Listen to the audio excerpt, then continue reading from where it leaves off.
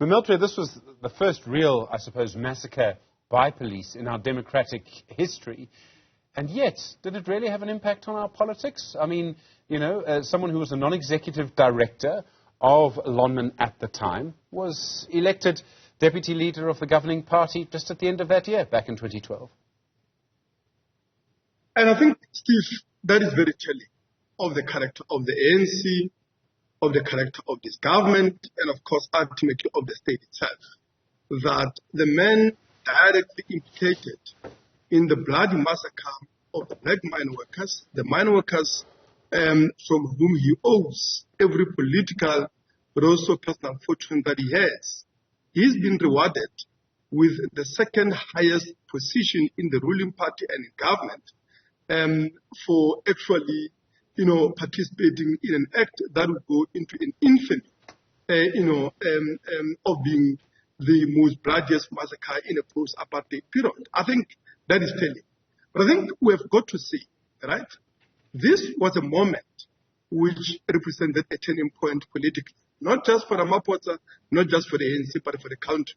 So much that you can really divide the history of this country in a post-1994 period, between the period before the massacre from 1994 to the 2012, 16 August, to the period after that. Because ever since that, everything that we have seen from, the seismic shifts on the political landscape, the formations of the left parties, of course, the emergence, the split and reconfiguration of the labor movement, but also just relations, in society between classes and the working class on the one hand and the establishment, both political and corporate.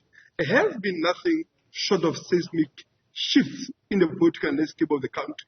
Because what the massacre did, and we must be clear of what this massacre was. This was a premeditated act of a political and a class massacre of the black mine workers by the ANC government, by this state, based on the rule of law and constitution as it is, at the behest of loan mill, at the behest of the mining interest, at the behest of the capitalist class as a whole.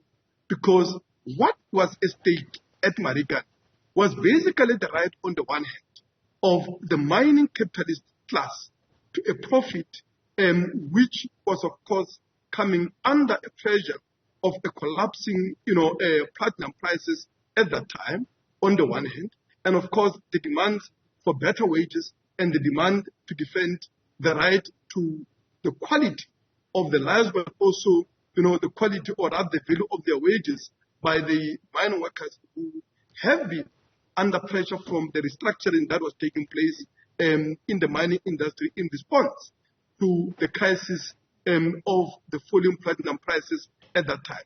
That was the background, the irreconcilable conflict between the right to decent wages and, of course, the right to profit. And in that struggle, in that choice, the ANC clarified itself for what it is. It clarified that this is not only a party of the mining capitalist class, but is a bloody anti-working class party. And ever since that time, the relationship between the black working class and the ANC that they elevated to power in 1994, that relationship qualitatively changed. But it's not just ANC. It's the relationship with the entire political establishment. And everything else that followed is an avalanche of the seismic, or rather, the volcano that broke out. Mametlwe Sebei, thank you very much indeed, from the Workers' and Socialist Party.